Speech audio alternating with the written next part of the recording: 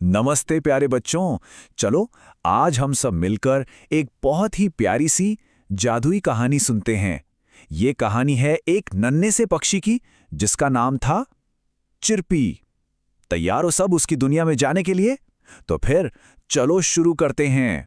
तो बताओ, क्या आप सब एक ऐसे जादुई पक्षी से मिलना चाहते हो जिसके पास ना एक बहुत बड़ा एक जादुई राज है? अरे वाह, मुझे पता था आप सब हाँ ही बोलोगे।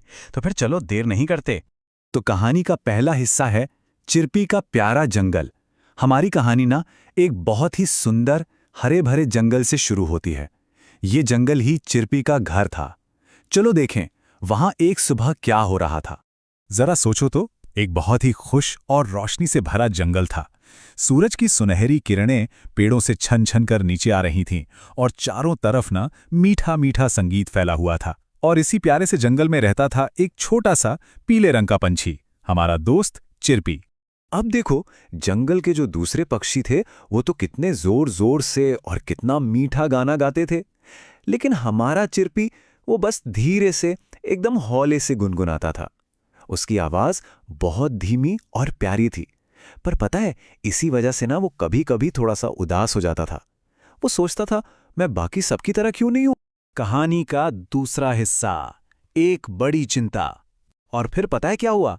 एक दिन चिरपी की चिंता और भी बढ़ गई, क्योंकि जंगल में कुछ बहुत ही बड़ा होने वाला था। एक दिन ना जंगल के सबसे समझदार बूढ़े उल्लू जी ने एक बहुत बड़ी घोषणा की। उन्होंने अपनी भारी सी आवाज में कहा, सुनो भाई सुनो, कल जंगल में एक शानदार टैलेंट शो होने वाला है। सब अपना अपना सबसे अच्छा हुनर दिखाएंगे।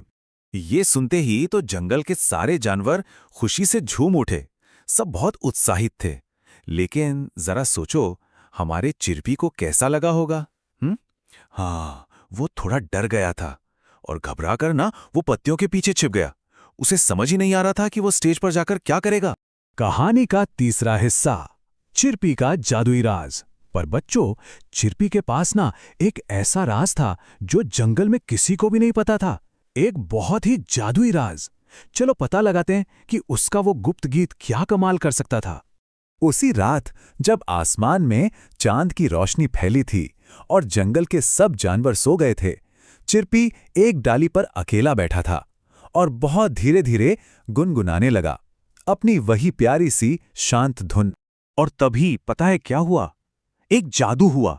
सच में, जैसे ही चिरपी ने गुनगुनाना शुरू किया ना, हजारों चमकते हुए जुगनू उसके चारों तरफ आकर नाचने लगे और नीचे जमीन पर जो फूल थे वो भी रोशनी से जगमगाने लगे। उसका गाना तो सच में जादुई था। और अब आता है कहानी का चौथा हिस्सा, सबसे अनोखा गाना। लो जी, अगला दिन आ ही गया, टैलेंट शो का दिन। अब बारी थी चिरपी के उस सबसे अनोखे और जादुई गाने की जिसे जंगल ने पहले कभी नहीं सुना था। अगले दिन जब स्टेज पर चिरपी की बारी आई तो वो बेचारा डर से कांप रहा था। उसके नन्हे नन्हे पंख तेजी से फड़फड़ा रहे थे, लेकिन पता है अंदर से वो बहुत बहादुर था। उसने एक लंबी सी सांस ली और हिम्मत जुटाकर स्टेज पर चला गया। सारे जानवर एकदम चुप होकर उसे देख रहे थे। अब क्या करेगा चिरपी?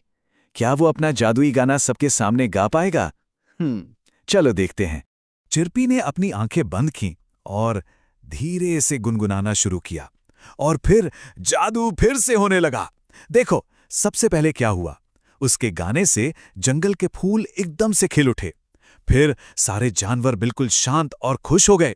और फिर देखो, आसमान में तारे भी और ज्यादा चमकने लगे। पूरे जंगल ने इतना खूबसूरत और प्यारा गाना पहले कभी नहीं सुना था। सब के सब हैरान थे और बहुत खुश भी। जैसे ही गाना खत्म हुआ ना, सब जोर जोर से तालियां बजाने लगे और चिल्लाने लगे, वाह चिरपी वाह, बहुत बढ़िया। और हमारा चिरपी, वो देखो, खुशी से और गर्व से मुस्कुरा रहा था। और कहानी का आखिरी हिस्सा, सबका अपना हुनर। उस दिन सिर्फ चिरपी ने ही नहीं बल्कि पूरे जंगल ने एक बहुत बड़ी और जरूरी बात सीखी। और ये सीख हम सबके लिए भी बहुत जरूरी है। ये सीख है आत्मसम्मान की। आत्मसम्मान का मतलब पता है क्या होता है? इसका मतलब है ये मानना कि आप जैसे भी हो, बहुत खास हो, बहुत अच्छे हो, बस अपने आप पर विश्वास करना। चिरपी ने ये सीखा कि दूसरों से अलग होना कोई गलत बात नहीं होती, बल्कि यही बात तो हमें खास बनाती है। सबका अपना अपना हुनर होता है, किसी का हुनर जोर से दिखाई देता है तो किसी का हुनर चिरपी के गाने की तरह शांत और जादुई होता है। तो प्यारे बच्चों, इस कहानी से हमने सबसे बड़ी बात क्या सीखी? यही कि हमेशा खुद पर विश्वास करो। आप सब बहुत खास हो, बिल्कुल वैसे ही जैसे आप हो।